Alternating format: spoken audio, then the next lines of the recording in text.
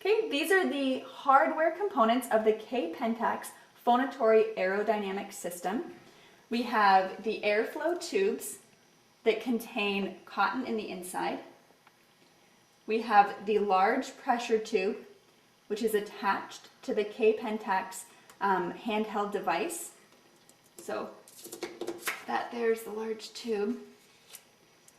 This little guy is our intraoral tube. When this is set up correctly, it's going to go inside the large pressure tube. It also contains a microphone at the end, and when you're ready to use it, you want to make sure that this is plugged in. Over here you have the airflow head and the coupler. When first getting the system, these two items may not be attached, so you do need to attach them together. And then last we have the face mask. So when you're setting this up for use, you're going to make sure that you've correctly put together the airflow tubes.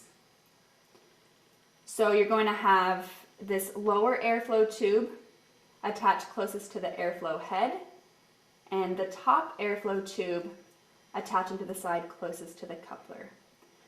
So when putting it to the handheld device, the coupler is going to face where you want the client to sit. Make sure that's snugly in place. You're going to grab your intraoral tube, insert that right through that large pressure tube. Okay. Now that you've attached the intraoral tube, it's going to go right through the lure plug. You're going to make sure that this O-ring here is secured against the screw right there. Now to attach the face mask, you want to make sure that this intraoral tube makes it through the face mask. Put that in nice and snug, making sure that this top part where the plug is on the top, because that's how it's going to fit for their nose. When you turn it around, you see that it's got that indentation here to fit comfortably against your client's face. Okay, when you first enter the Phonatory Aerodynamic system, it'll bring you to this screen here. It may ask you to calibrate the device. If it doesn't, you can make sure to do so going to the Options menu and down to Calibrate Airflow Head. It's going to bring up a series of instructions.